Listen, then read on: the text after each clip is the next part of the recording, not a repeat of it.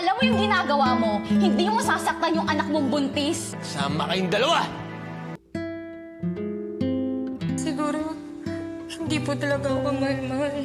Nararamdaman ko na mabuti kang bata. Kaya huwag ka nang umiyak. Tita Manette!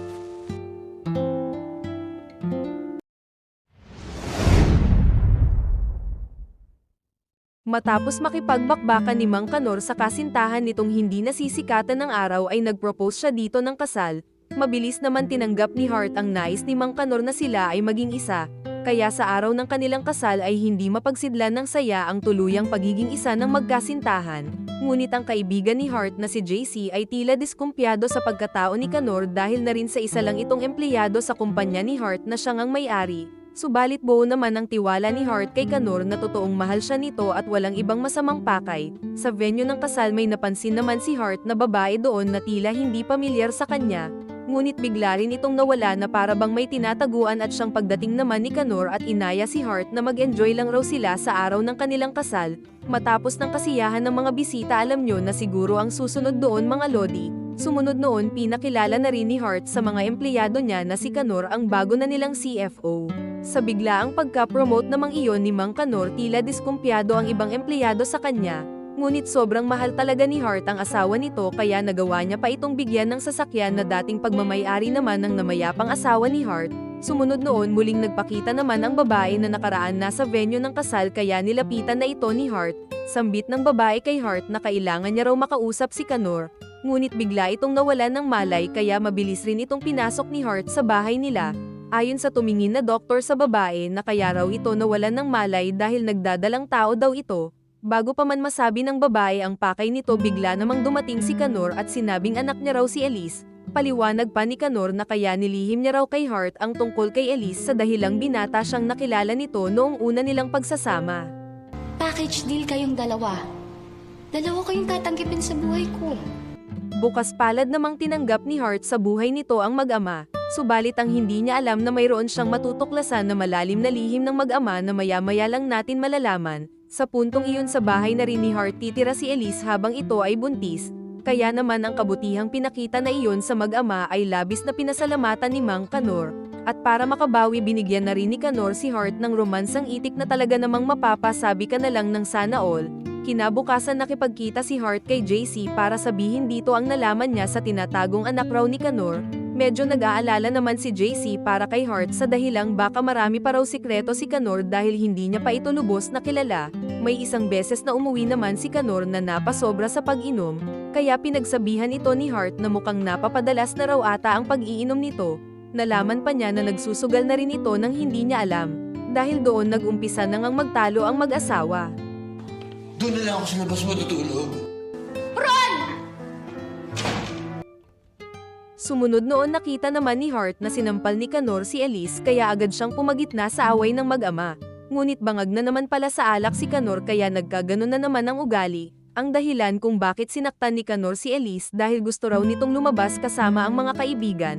Sambit naman ni Hart na hindi raw dapat sinaktan ni Kanor ang anak niya dahil buntis ito.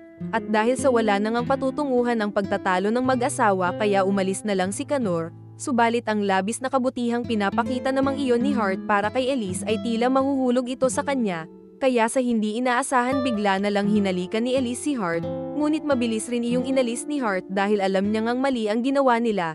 Subalit kasunod noon habang naliligo si Hart biglang pinasok ito ni Elise at ang mga susunod na eksena ay tuluyan na ring bumigay sa init ng katawan ang dalawa. Bakit mo ba hinahanap si Papa? Yan dito naman ako. Kalimutan mo na yung nangyari sa atin nung nakaraan. Dapat pinigilan ko yung sarili ko. Paano kung sabihin ko sa'yong... Hal, Natigil na lang ang sasabihin ni Elise nang dumating doon si Kanor at humingi ng pasensya sa ginawa nito kaya nagkaayos na rin ang tatlo. Subalit isang gabi nang maalimpungatan si Hart na wala si Kanor sa tabi niya kaya agad niya itong hinanap. Ngunit sa paghahanap na iyon ni Hart kay Kanor ay isang boses ang narinig nito na tila boses ni Elise na para bang sarap na sarap. Kaya sa oras na iyon masasaksihan nito na si Elise ay binibiyak na pala ng kanyang ama na si Kanor. Kaya halos hindi makapaniwala si Hart sa kanyang nakita.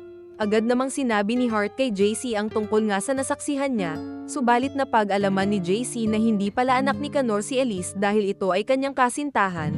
Bukod pa doon ang pinagdadalang tao rin ni Elise ay si Canor din ang ama. Sa madaling sabi ang lahat ng sinabi ni Canor at Elise ay gawa-gawa lamang at nilinlang lamang si Hart. Dahil doon nagpa siya si Hart na pagbayarin ang dalawa at tutulong na rin si JC. Naisip rin ni Hart na kunin ang dashcam ng sasakyan ni Canor. Kung sisiguraduhin mo hindi tayo mahuli kahit anong mangyari sa bahay ha. Walang papera ko. Hindi ko sinabing diskarte mo yung sarili kong asawa. Layo mo asawa ko. Natatakot ko bang mas magustuhan ako ni Manette kesa sa'yo? Pagalingan na lang tayo, Ron. Sa mga nalamang iyon ni Hart tungkol sa kahayupan ng dalawa kaya halos gumuho ang mundo nito. Ngunit nangako ito sa sarili na lintik lang ang walang bawi. Nakareceive ng text si Elise na tumungo raw ito sa isang silid dahil may sorpresa sa kanya si Hart. Nang buksan ni Elise ang malaking box na naroon ay siyang Hart naman ang lalabas. Sambit ni Hart na wala na raw itong pakialam kay Canor dahil mas hinahanap na raw ni Hart ang romansa ni Elise. Mabilis naman napaniwala si Elise sa patibong na iyon ni Hart, kaya ginawa ni Hart na mas akitin pa si Elise upang mapasunod niya nga ito. Sumunod noon sinabihan ni Hart si Elise na talian daw siya nito para mas exciting. Subalit di nagtagal biglang dumating doon si Canor at agad na sambit ni Hart na pinagsasamantalahan raw siya ni Elise. Maging sa pagiging asawa ay aagawin na rin daw ni Elise si Hart mula kay Canor. Dahil sa akting na iyon ni Hart tuluyan ang nagalit si Canor kaya bigla nitong nasaksak si Elise. Ang hindi alam ni Canor na setup na pala siya. Halimaw ka! Halimaw ka! Dahil sa mga nangyaring iyon kaya nahuli sa akto si Canor na pinatay nga nito si Elise, at natupad rin ang plano ni Hart na makabawi sa ginawang kasamaan sa kanya ng dalawa, hanggang sa lubusan na rin kinalimutan ni Hart ang mga nangyari sa kanya at handa ng magmahal muli. Ready na rin ako magmahal ulit.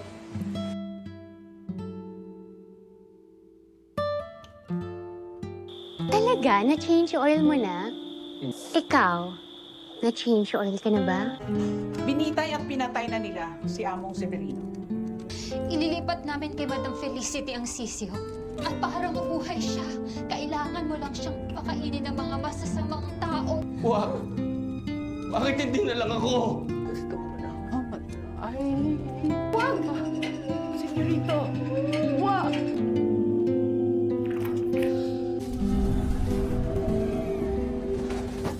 Laking gulat naman ni Severino dahil bakit kawangis niya nga si Jonathan. Paliwanag ni Doña Facunda na isa rin daw malyari si Jonathan at nagmula siya sa kinabukasan. Sambit pa nito kay Father Severino na makalipas raw ang 200 taon ay hindi na makikilala si Father Severino bilang tanyag na pari kundi isang serial killer na nga. Dahil doon wala na rin nagawa si Father Severino at sinabi na nito ang buong katotohanan bakit siya pumapatay. Ngunit biglang umatake ang alalay kay Jonathan pero naunahan niya naman ito. Kaya sumunod noon ay ang dalawang malyari na ang naglaban. Sa kalagitnaan ng laban ng dalawa bumalik naman ang eksena kay Agnes. Jonathan! Kilala ko na kung sinong pumapatay. Bakit ka ba napunta rito?